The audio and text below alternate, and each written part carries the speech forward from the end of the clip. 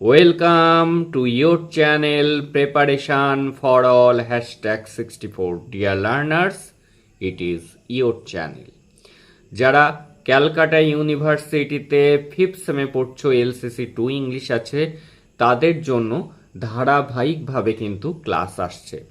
তোমরা যদি ধারাবাহিকভাবে ক্লাসগুলিকে ফলো করো তাহলে LCC 2 ইংলিশে কিন্তু তোমরা সর্বোচ্চ স্কোর করতে পারবে। To India my native land, Henry Louis Vivian ডিরোজিওর লেখা। এখান থেকে আগে একটি ক্লাস দেওয়া হয়েছে, আজকে সেকেন্ড ক্লাস। আজকে দেওয়া হবে তোমাদেরকে মাস্টার নোট। এর আগে কবিতাটির টেক্সট এবং কবিতাটি অ্যানালিসিস করা হয়েছে, সেটি আগে দেখে নাও, তারপর এই ক্লাসটি দেখো। পরপর যদি দুটি ক্লাস একসাথে দেখো তাহলে কিন্তু তোমাদের কাছে ক্রিস্টাল ক্লিয়ার হয়ে যাবে। এখান থেকে যাই কোশ্চেন আসুক না কেন তোমরা কিন্তু সেটি সঠিকভাবে লিখে আসতে পারবে। এবং আজকের এই নোটটি বারবার করে যদি তোমরা লেখা প্র্যাকটিস করো এবং সুন্দর হ্যান্ডরাইটিং করে এক্সামে লিখে আসতে পারো তাহলে কিন্তু তোমরা ম্যাক্সিমাম স্কোর করতে পারবে। তোমাদের কিন্তু 15 মার্কস থাকবে এই কবিতার কোশ্চেনগুলি থেকে। যে কোনো দুটি কবিতা থেকে কিন্তু কোশ্চেন লিখতে হবে। আর কথা না বাড়িয়ে এবার দেখে নিই। Give the substance of the poem two India my native land. অথবা যদি আসে justify the title of the poem two India my native land. অথবা এছাড়াও ঘুরিয়ে ফিরিয়ে যে ধরনের কোশ্চেনই আসুক না কেন আনসারটি কিন্তু তোমাদের একই রকম হবে। তাই বলবো বারবার করে লেখা প্র্যাকটিস করো, পড়ো আর লেখা প্র্যাকটিস করো, না দেখে লেখো, তাহলেই কিন্তু তোমরা এক্সামে সঠিকভাবে লিখে আসতে পারবে। তাহলে এবার আনসারটি দেখো।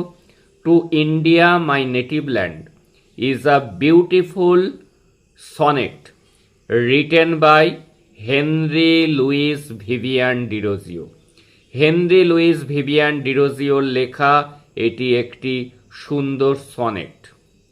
Derozio was a radical thinker and was a true patriot. Derozio কে ছিলেন একজন র্যাডিক্যাল থিঙ্কার এবং তার সাথে প্রকৃত দেশপ্রেমিক ছিলেন। ইন দ্য পোয়েম, এই কবিতায়, হি শোজ, তিনি দেখিয়েছেন, পেন, যন্ত্রণা, অ্যান্ড লাভ, ভালোবাসা, ফর হিজ কান্ট্রি ইন্ডিয়া, তার দেশ ভারতের প্রতি। This is a very thematic poem. কেমন ধরনের কবিতা? থিমেটিক, এর একটি বিষয়বস্তু আছে, স্ট্রং বিষয়বস্তু রয়েছে।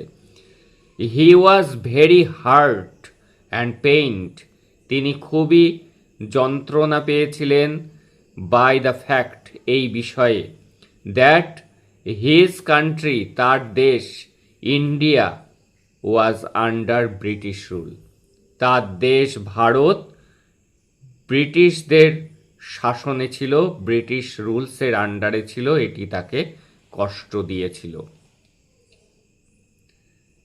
In the poem, in this poem, এই কবিতায়, two India my native land, Bharatvarsha আমার দেশ, ইচ এক্সপ্রেশন, প্রতিটি expression, of Derozio communicates out his enthusiasm and patriotism. এই কবিতাতে ডিরোজিওর প্রত্যেকটা এক্সপ্রেশনের মধ্যে দিয়ে ফুটে উঠেছে তার এনথুজিয়াজম, অর্থাৎ উৎসাহ, উদ্দীপনা এবং তার দেশাত্মবোধ, in his heart for his country, তার দেশের প্রতি। দ্য পোয়েট ডেসক্রাইবস, কবি বর্ণনা দিয়েছেন, হিজ কান্ট্রি, তার দেশ, অ্যাজ এ গড, ভগবান হিসাবে দেখিয়েছেন তার কান্ট্রিটাকে। হি এক্সপ্রেসেস দ্যাট, তিনি প্রকাশ করেছেন যে, ডিউরিং অ্যানশিয়েন্ট টাইম, এই প্রাচীন যুগে, হিজ নেশন, তার দেশ, ওয়াজ ব্রিলিয়েন্ট, তার দেশ কেমন ছিল? ছিল ব্রিলিয়েন্ট, অ্যান্ড ওয়েলদি, সমৃদ্ধশালী, ইন ইচ ফিল্ড, প্রত্যেকটি ক্ষেত্রে, ইট ওয়াজ আ পিরিয়ড, একটা সময় ছিল, হোয়েন ইন্ডিয়া ওয়াজ রিনাউন্ড, যখন ইন্ডিয়া বিখ্যাত ছিল, ফর অ্যাডভান্স সিভিলাইজেশন, সভ্যতা, অ্যাডভান্স সিভিলাইজেশন, অনেক উন্নত সভ্যতার জন্য, অ্যান্ড রিচ সোশ্যাল কাস্টম, এবং সামাজিক সমৃদ্ধশীল সামাজিক প্রথার জন্য। ইন্ডিয়া ওয়াজ ওরশিপড, ইন্ডিয়া পূজিত হতো, অ্যাজ গড্রেস, দেবী হিসাবে, বাই দ্য পিপল, লোকজনের দ্বারা, for her wonderful beauty and purity, তার সৌন্দর্য এবং পবিত্রতা, she holds in the past, যেটি সে অতীতে ধরে রেখেছিল।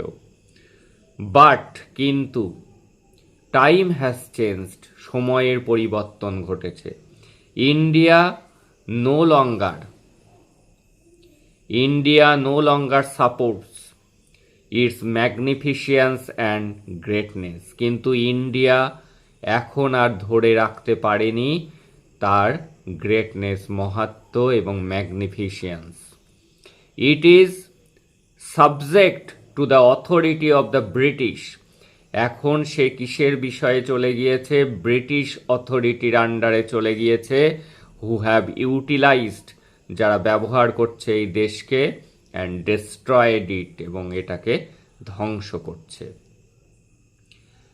ইন দ্য পোয়েম, এই কবিতায়, দ্য পোয়েট পোর্ট্রেস, কবি ফুটিয়ে তুলেছেন ইন্ডিয়া, ভারতকে, অ্যাজ অ্যান ঈগল পাখি হিসাবে। ঈগল কেমন bird? A bird of huge power, একটা শক্তিশালী পাখি হিসাবেই ইন্ডিয়াকে তুলে ধরেছেন। হাউ এভার, যাই হোক না কেন, this bird is secured in chains, কিন্তু সেই পাখি, সেই শক্তিশালী পাখি এখন শৃঙ্খলে আবদ্ধ হয়েছে। ইটস উইংস, এর ডানা, হ্যাভ বিন কাট, কেটে দেওয়া হয়েছে তার ডানা, and it can not fly, এটি আর উঠতে পারছে না, অর্থাৎ তার যে অতীত গৌরব সেটি সে হারিয়ে ফেলেছে। The British have bound his country, ব্রিটিশরা কি করেছে? তার এই দেশকে বেঁধে দিয়েছে। কান্ট্রিকে কি করেছে? বাউন্ড মানে বাধা পড়েছে তার দেশও।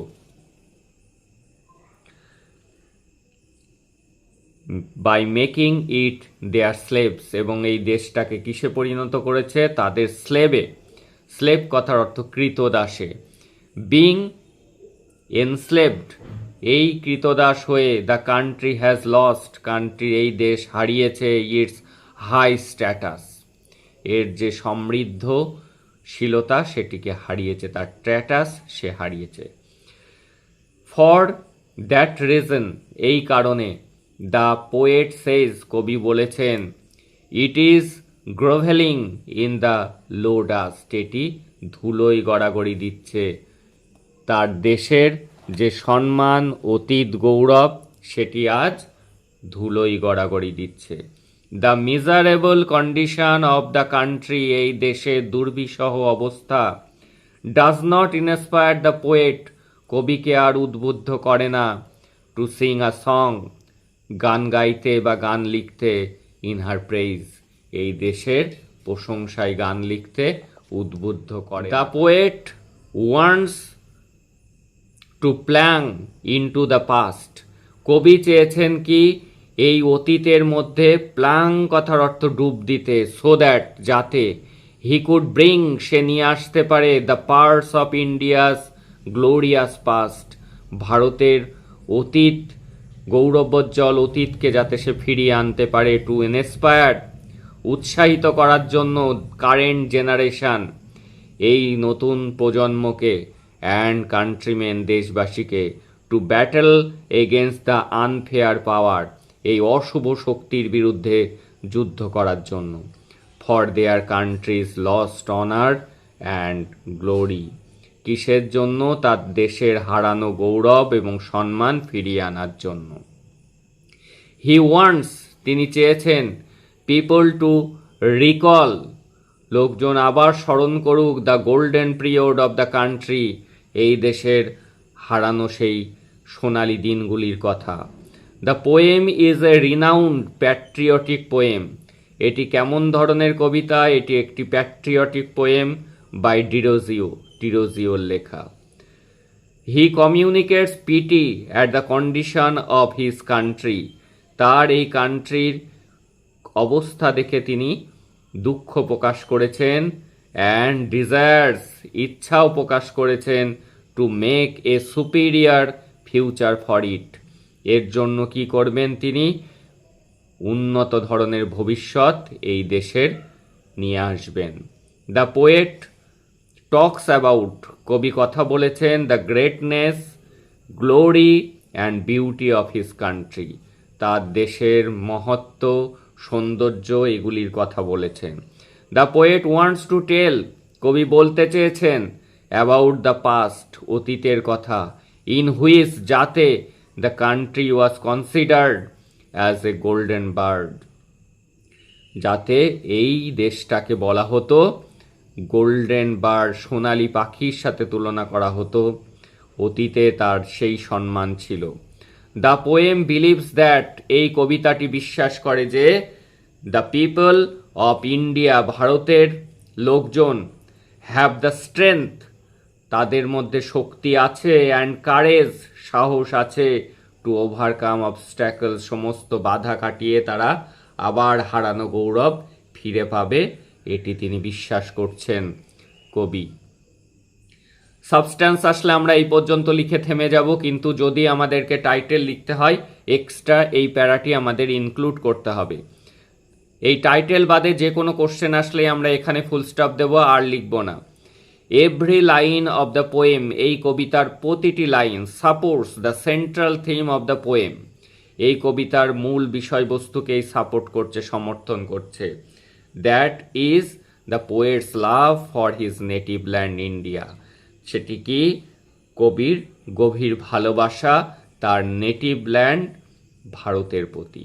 সো তাই the title of the poem is absolutely thematic, simple and appropriate. সেই জন্য এই নামকরণটা কিন্তু সার্থক হয়েছে।